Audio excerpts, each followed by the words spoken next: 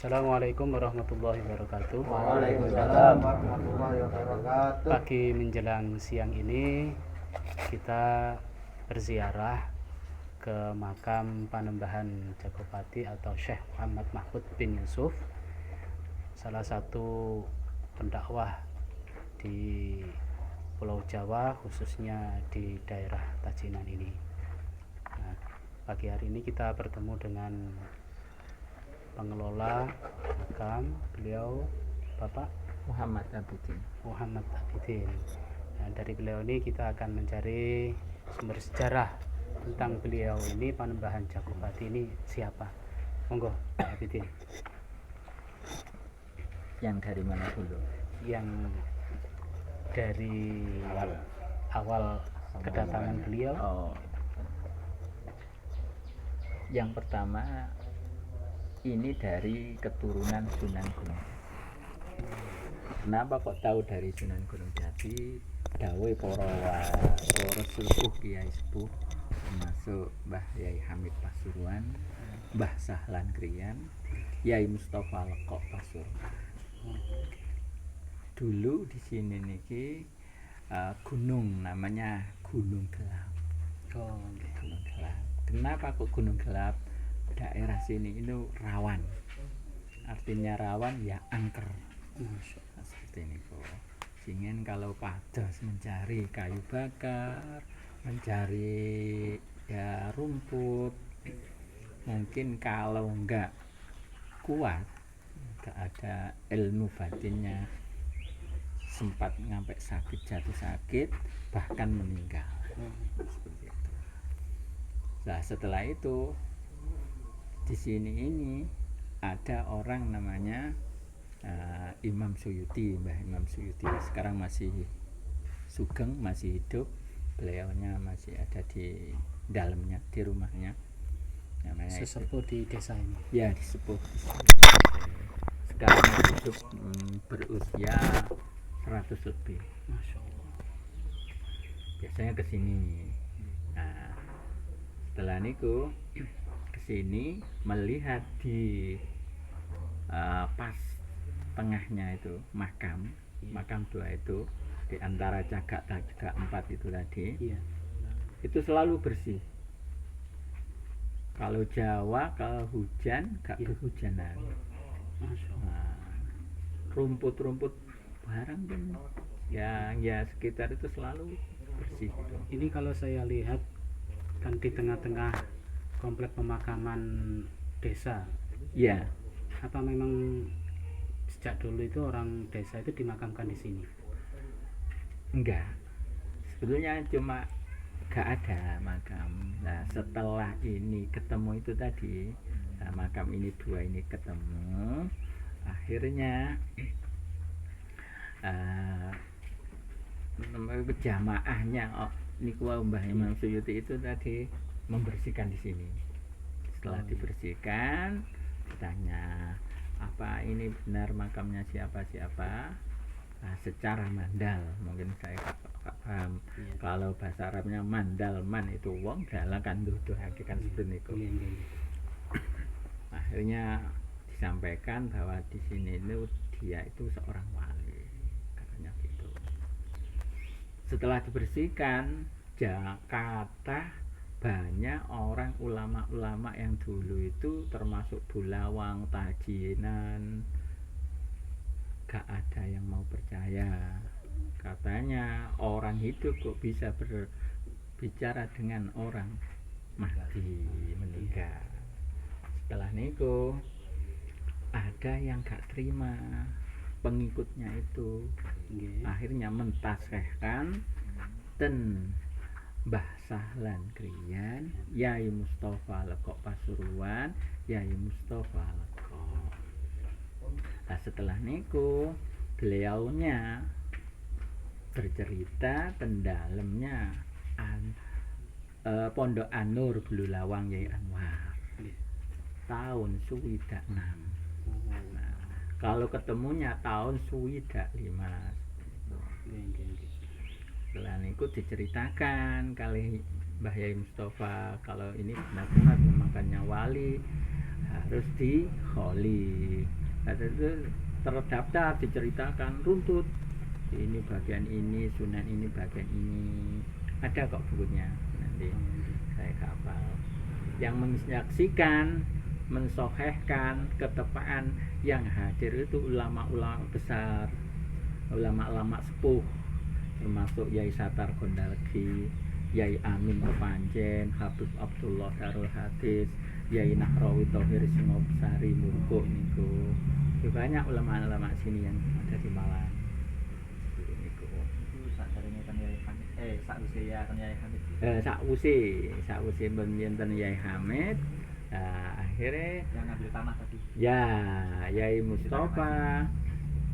Nah, yang orang tiga ini mentasehan dan Mbah Yai Hamid dulu. Nah, kenapa kok bisa tahu Mbah Yai Hamid? Nah, orang tiga ini membawa lemah dari sini. Nah, dulu kan dibungkus, gak ada kresek kan gitu. Nah, ditanya, sebetulnya banyak tamu seperti ini, tapi dia dituju aja. Ayo orang Malang sini, ada apa? Kok kesini? Nah, cerita orang tiga ini, di sana ada makam dibersihkan kok begini-begini Yai. Ya awak kamu bawa apa ke sini? Bawa bungkusan itu. Akhirnya Mbah Yai Hamid masuk ke kamar. Nah, akhirnya bercerita. Mbah Yai Hamid bisa berbicara dengan lemah itu tadi. Karena karomahnya Mbah Yai Hamid, termasuk beliaunya orang wali, dengan dasar takriful wali lah, wali yang mengetahui wali ya, wali itu tadi. Ini bercerita, saya gak bisa, ya saya bisa tahu menerangkan, tapi bukan bagian saya. Loh, bagiannya sinten Yai? Bagiannya besan saya, Yai Mustafa Lekok Pasuruan. Nah, setelah niku mboten ten Yai Mustafa, ten Mbah Sahlan. Nah, Mbah Sahlan pun ya sama, berkata nggih. Bersama bercerita seperti ini ku. Terus no rijikono nggih dikholi ila yaumil kiamah niku. Nah, ini ten Yai Mustafa. Lah Yai Mustafa nggih sama, tapi berdasarkan lek saman kesini cuma orang tiga, nanti bercerita di sana kurang kuat. Nanti kalau saya diundang ke Anur Bulu Lawang, acara pengajian, setelah pengajian nanti saya ceritakan. Kemudian Yai Mustafa niku ketupaan nggih pancen nggih diundang pengajian di sana dan Anur di tahun tanggal 20 Agustus tahun 1065 ya, zaman Gestapo. Yai Anwar Yai Anwar Bulu Lawang. Anur masih belum Anur 1, Anur 2, Anur 2 saja, cuma Anur mawon. Nah, setelah niku yang hadir termasuk yang menaskahkan tadi Yai Satar Gondalgi, Yai Amin Kepanjen, Habib Abdullah Darul Hadis, Yai Nahrawi Singosari Bungkuk niku ketepaan nggih hadir wonten mriku, menyatakan bahwa diceritakan wis kuatah kata sampai nggih dibukukan sekarang niku. Nah, sekarang jelas beliau dari mana dan nasabnya dari mana. Beliau ini jelas waliullah ya. Itu dakwah itu kurunnya siapa? Dakwah dia itu tugasan dari Wali Songo. Wali Songo ini kan organisasi. Kalau sekarang ini ya sami kita ini orang NU kan seperti niku. Sebetulnya Wali Songo niku 3 ada di Jawa Barat, 3 di Jawa Tengah, 3 di Jawa Timur. Seperti niku. Akhirnya ya makamnya yang banyak itu ada di Jawa Timur. Cuma yang Jawa Barat cuma 1, Sunan Gunung Jati saja. Nah, Lah niki Panglima Besar Wali Songo berjuluk Jagopati. Temannya yang ada di Jawa Timur bagian timur sendiri Jagopati, Untung Suropati, Wongsopati, Suryopati. Untung Suropati itu Tuban. Untung Suropati itu ada di Pasuruan, Grati.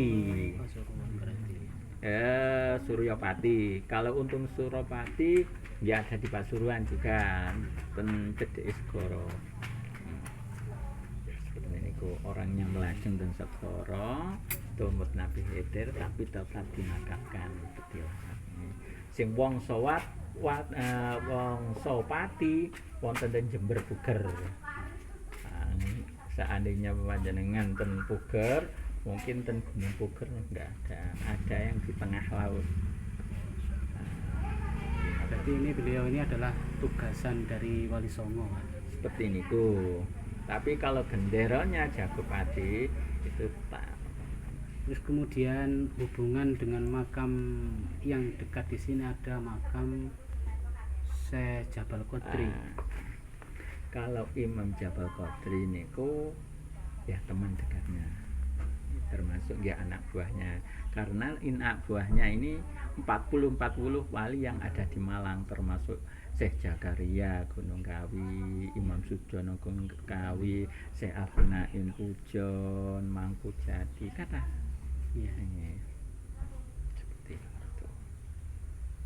Kalau Imam Jabal Qadri nggih sama dengan anak buahnya sini. Kenapa kok diadakan anak buahnya sini? Karena adanya makam di atas Imam Jabal Qadri itu Siti Inggil itu adalah isyarah dari bawah ini. Ditemukan tahun berapa sih, Pak? Sampai sekarang itu 4 tahunan. 2016 sekitar. Lah sekitar gitu, seperti itu. Ada isyarah dari sini, disuruh mencari temannya. Akhirnya di situ. Seperti ini. Kenapa kok tahu? Lah ini banyak cerita nanti. Ya, seperti ini kok. Nanti insya Allah kita akan ke sana. Ya, yang kadang-kadang nah di sana itu mengatakan yang lebih tua. Lah, tua niku kan murni kalih. Enten tuwa wonge, enten tuwa elmune. Nah, kalau di sini jelas saya meyakini yang lebih tua. Lek elmune tetap yang lebih tua. Kalau orangnya gak paham saya. Nggih, matur nuwun Pak atas informasinya. Mudah-mudahan ini menjadi ilmu, juga menjadi syiar bagi kita sekalian bahwa ziarah ke makam para ulama, orang-orang soleh ini adalah baik bagi kita. Di samping kita berdoa, kita juga memohon kepada Allah. Kita tidak pernah memohon kepada orang yang mati, nggak pernah. Tapi kita memohon kepada Allah dengan wasilah orang-orang soleh.